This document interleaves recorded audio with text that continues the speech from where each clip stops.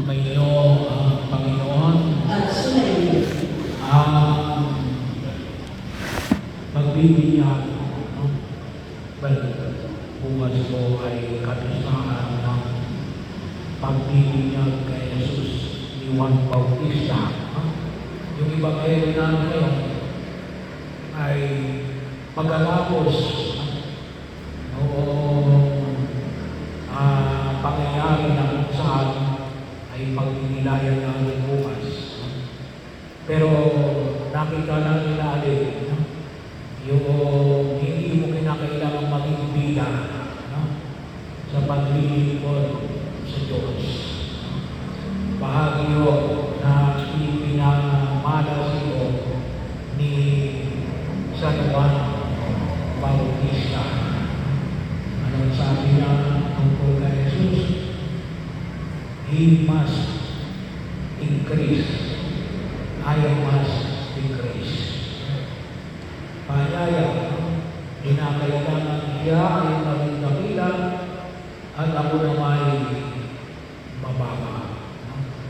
Sapagkat nakita ko mga tao natin na nagpupunta, kaya may nagsumbong yung mga alagad ni Juan Bautista kasi itong si Jesus na pinaglayan niya na siya ang Kordero ng Diyos na nag-aalis sa mga kasalanan ng isang libutan, ay dumarami ang mga nagpupunta sa Kanya.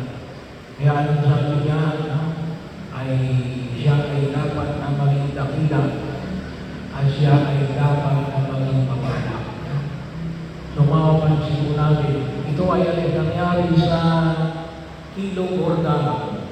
Tawag ay Ilog Jordan, pero ito ay ilog, malaking ilog ito.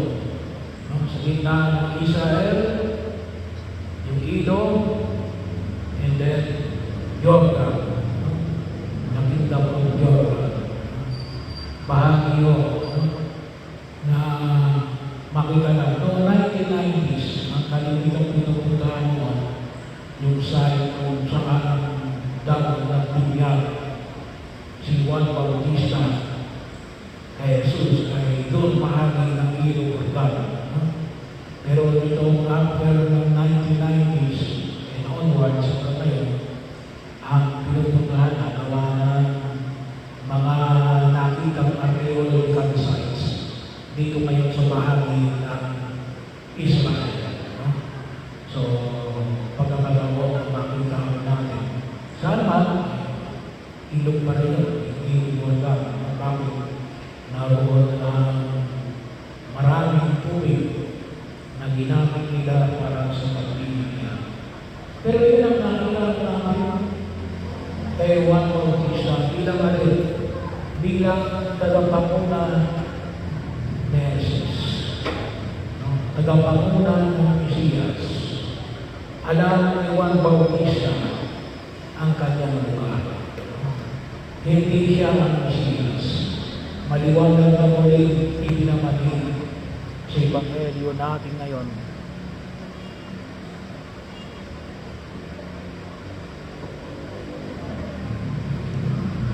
Sa araw na ito, na siya lamang ang tagapanguna ng hinihintay ng Mesiyas.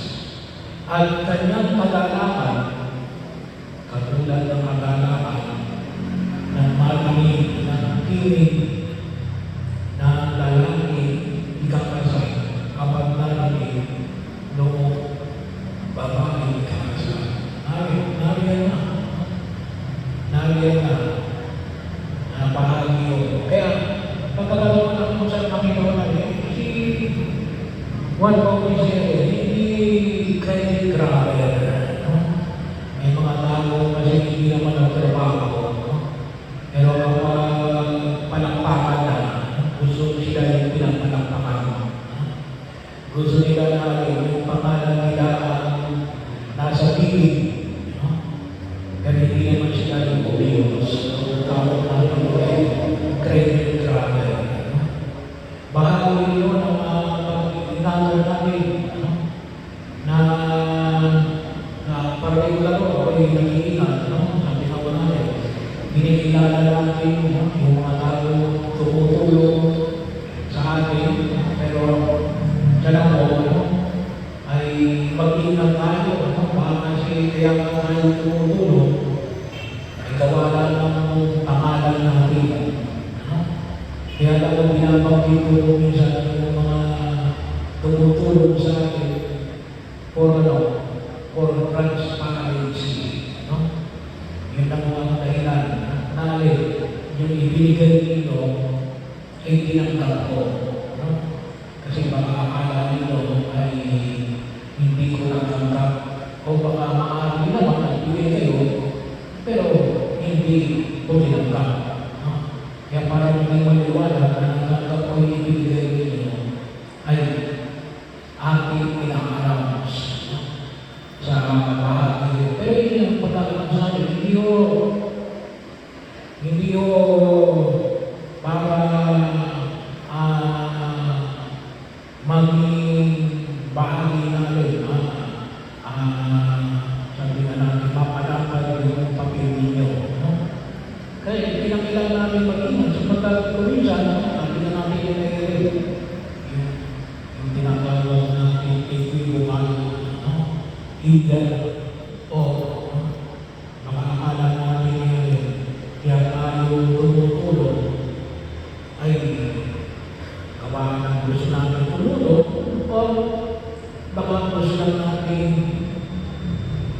mag-isikat tayo, no? Kaya pag-ingatan natin ito, no? Kaya maliwanag ko kay San Juan Bautista, hindi ako yan. Hindi ako ang Mesiyas. Ako lamang ang kapanguna. Alam niya yung sitwasyon na kanyang inalagaan niya.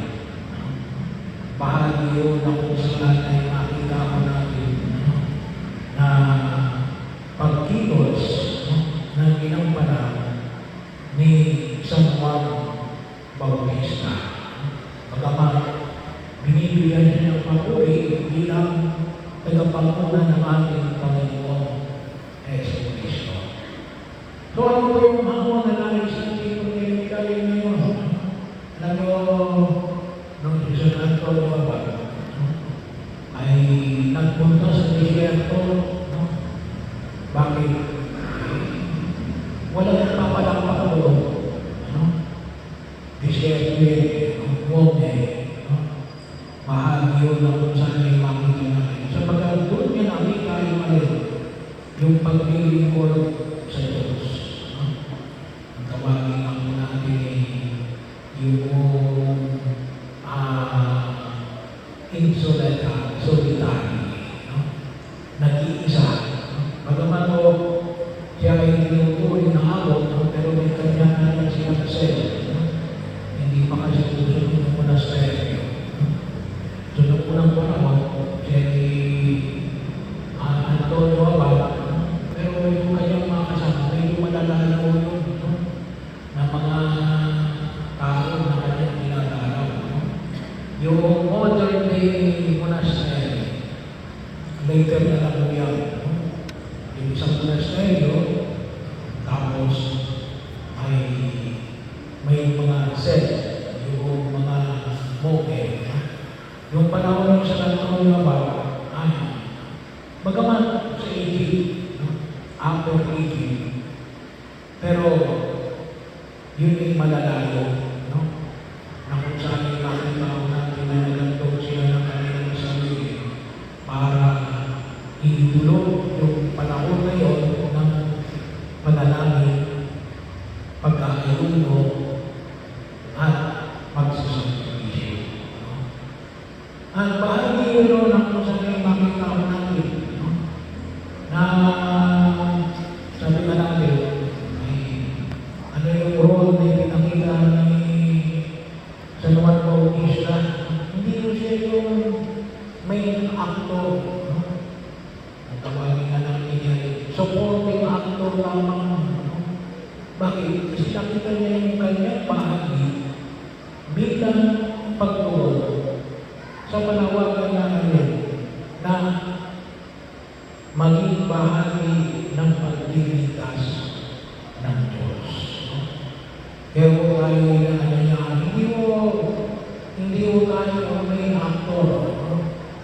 Tayo lamang yan tumutuloy siya kasama, katulong, kaakibat, bahagi yun ng paglilingkod na kung saan makita natin sa pagkilos ng Diyos.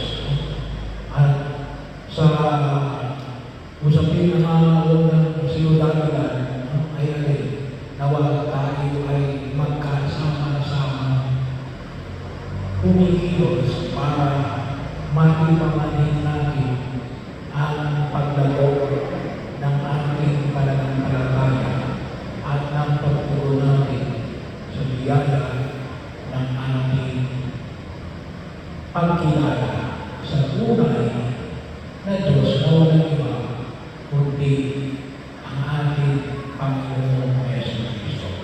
Kaya nga sabi sa mga pagbasa, iwasan natin yung Panginoon Diyos ng usapan. Hindi lang mo imahin.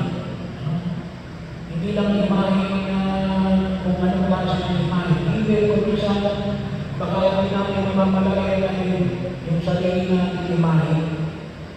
Ginagawa natin Diyos sa atin. Bahagi mo na kailangan natin pag-inakal na nawa ay maging bahagi ng ating sabi na natin ay pagtingin sa buhay natin sa mundo ginagawa natin. Maraming trabaho. Yung mga taong inubos ang trabaho. Nakalimutan yung pamilya. Nakalimutan ang pagsimbahan. Maraming iba rin ang kanilang piniligan na hindi napagmahalaga ay ang kanilang mga sabihaw natin yung moralidad. Yung moralidad na walang Diyos may taong katulad ng mga artista tumutulong sa kapwa pero walang Diyos. Bahagi yun kung saan nakita ang natin. Pwede yun. Pero hindi yun ang pamamaraan